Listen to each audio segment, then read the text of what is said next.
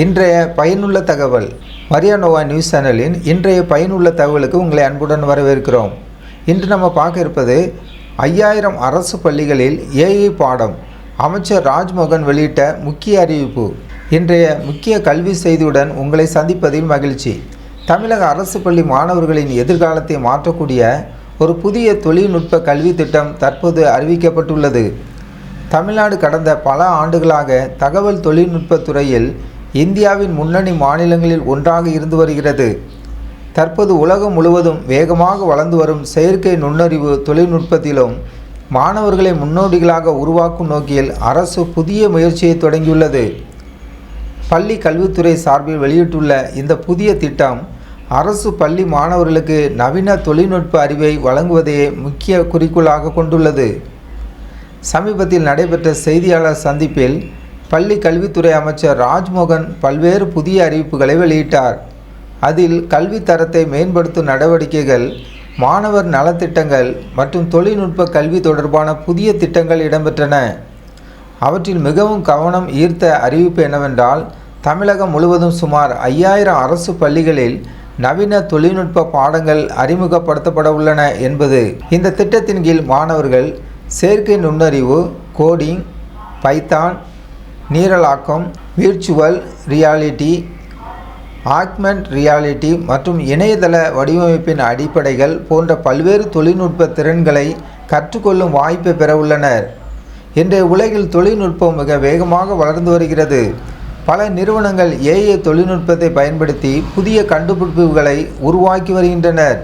இந்த நிலையில் மாணவர்கள் வெறும் தொழில்நுட்ப பயனாளர்களாக மட்டும் இல்லாமல் தொழில்நுட்பத்தை உருவாக்குபவர்களாகவும் வளர வேண்டும் என்ற நோக்கமே இந்த திட்டத்தின் அடிப்படை சிந்தனையாக கூறப்படுகிறது.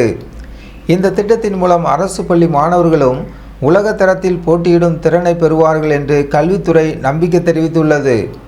மேலும் இந்த திட்டத்தை செயல்படுத்த புதிய ஆசிரியர்களை அதிக அளவில் நியமிக்காமல் ஏற்கனவே பணியாற்றி வரும் ஆசிரியர்களுக்கு சிறப்பு பயிற்சிகள் வழங்கப்படும் என தெரிவிக்கப்பட்டுள்ளது.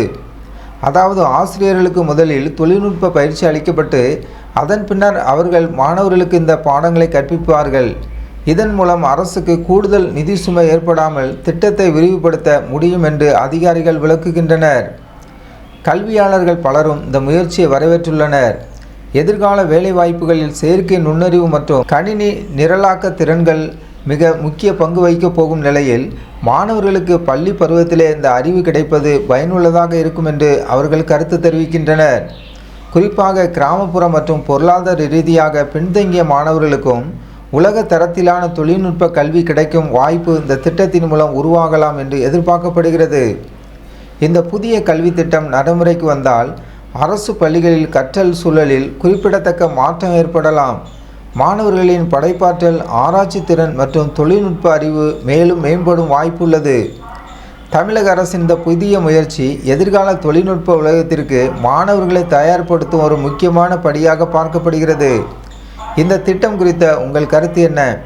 அரசு பள்ளிகளில் ஏஐ மற்றும் கோடிங் கல்வி அறிமுகப்படுத்தப்படுவது மாணவர்களின் எதிர்காலத்துக்கு பயனுள்ளதாக இருக்கும் என்று நீங்கள் நினைக்கிறீர்களா? உங்கள் கருத்துக்களை கீழே கமெண்டில் பதிவு செய்யுங்கள். இந்த செய்தி பிடித்திருந்தால் வீடியோவை லைக் செய்யவும், சேனலை சப்ஸ்கிரைப் செய்யவும், பெல் ஐகானை அழுத்தவும் மறக்காதீர்கள். நன்றி. மீண்டும் ஒரு முக்கிய செய்தியுடன் சந்திப்போம்.